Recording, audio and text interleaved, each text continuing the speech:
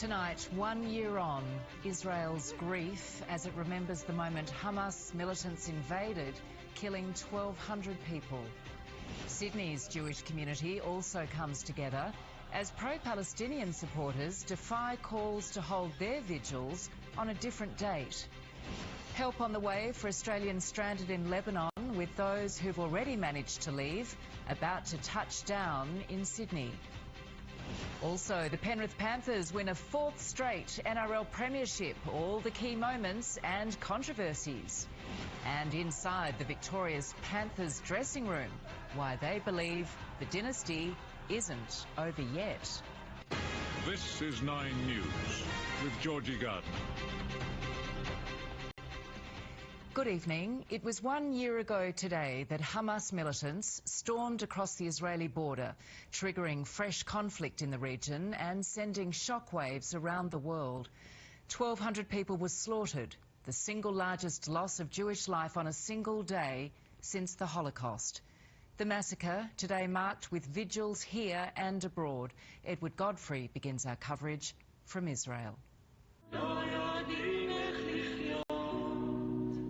6:29 a.m. October 7, the moment Israel and the Middle East was changed forever.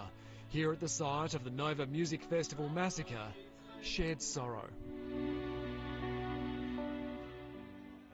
The sun was still rising 1 year ago when rockets began streaking overhead at the desert rave. Some revellers thought they were fireworks. Then sirens sounded and Hamas fighters burst over the border.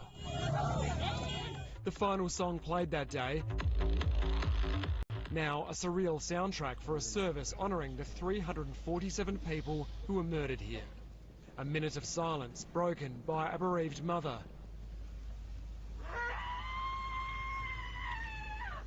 Throughout, the sound of Israeli forces firing nearby. Eden Ben Simon was here on October 7. He and his girlfriend managed to escape, but their friend Stav Barazani did not. We remember everything. It's very hard to see all this picture and all our friends, but we need to be strong.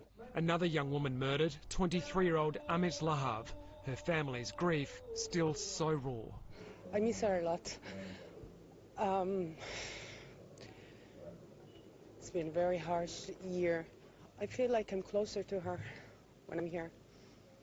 It's the last place she lived. For many of those who were here on that day, this is the first time they've returned. They're still processing the pain and everything that happened here, and they will be for a very long time. The Nova Music Festival victims account for roughly a third of those killed by Hamas. The rest were in kibbutz, villages along the border. At Kfar Aza, we find homes in ruins and riddled with bullet holes. Many are smashed and burnt. I entered these homes on October 10th last year, just hours after Israeli forces retook control of the kibbutz. Toys and clothes still where they were left, reminders of the horrors that unfolded here. The quiet was frightening because we heard the fight outside and we heard the rockets, but it was quiet because all of my neighbors was frightened like me. Ronit Ifagan and her family locked themselves in a safe room when Hamas attacked. Me and my husband and my children, we were hiding here and praying. They survived, but 64 others did not. 19 more taken hostage. This is the first time she's returned to stay overnight. She doubts she'll ever call this home again. Now I'm not feeling safe yet. I don't feel that it's really safe to stay here. A sense of safety ever scarcer in this region. Israel now says it's fighting a war on 7 fronts. Overnight, it repeatedly bombed Lebanon, a series of strikes pummeling the capital Beirut, as well as areas to the east and to the south. The IDF says it was targeting Hezbollah weapons storage facilities. Earlier, the Iranian-backed militants sent their rockets across the border. Hezbollah striking 2 cities in Israel's north, Haifa and Tiberias. 6 people were injured. Further south in the city of Beersheba, A woman was shot dead in a suspected terror attack at a bus station. This conflict has expanded so much since October 7, but on the roads close to Gaza, constant reminders of its catalyst. Israeli tanks gather and prepare to move forward. Fighter jets and helicopters fly overhead. 12 months on, a deadly conflict continues to rage on inside Gaza, just behind us. Standing here, the sound of artillery fire is constant, and every few moments there's a new plume of dark smoke rising above the Gaza skyline. Last night, at least 26 people were killed in a strike on a school and a mosque serving as a shelter in the centre of the Strip. The IDF claims they were Hamas command centres and that the militant group has been dismantled but not destroyed.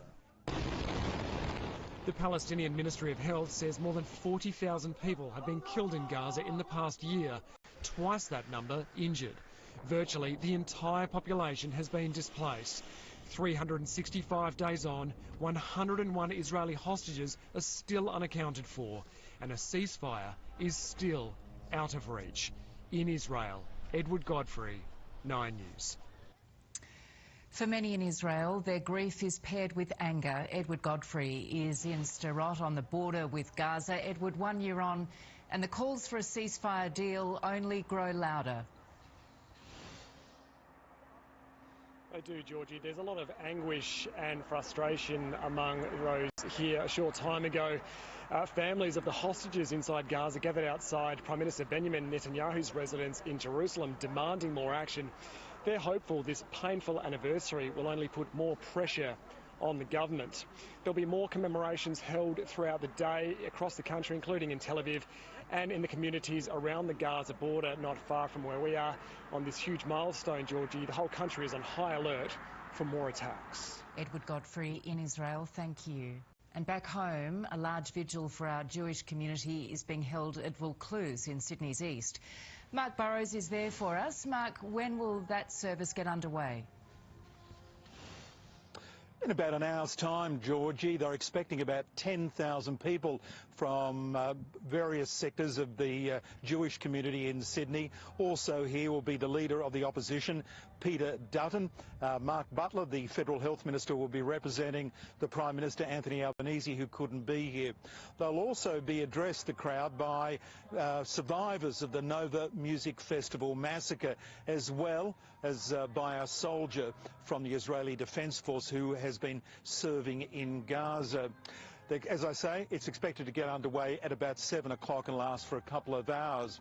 The first vigil to mark the October 7 anniversary started early, just before sunrise.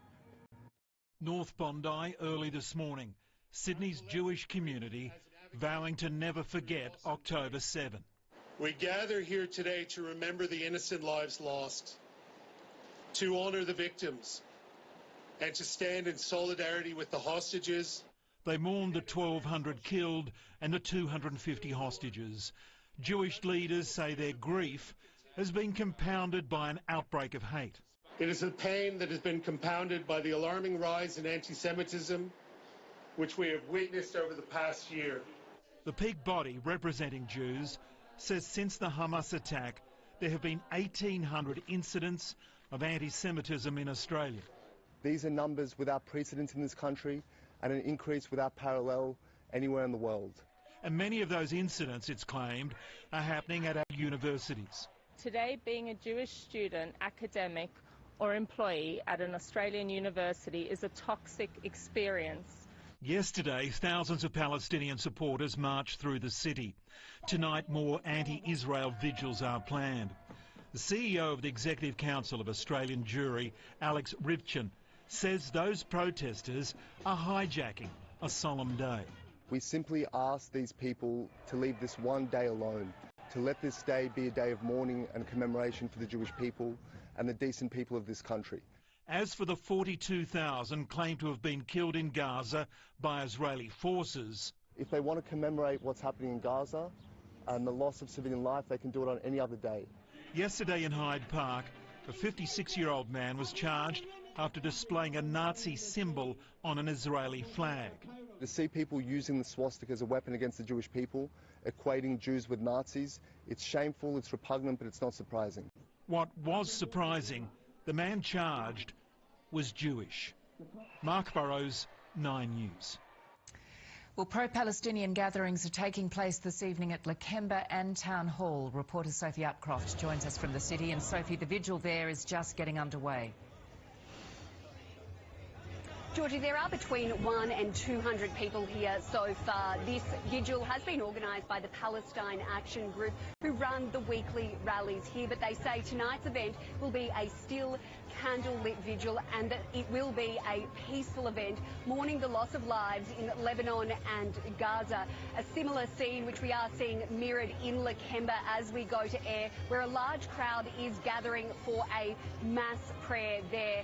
Now, neither event has authorisation to march, and police are poised to make arrests if they do. There are almost as many officers as there are attendees here tonight, and they are monitoring for any antisocial behaviour or inflammatory flags. And Georgie, given the sensitivities around the anniversary today, police will remain in place as these events continue into the evening. OK, Sophie Upcroft, thank you.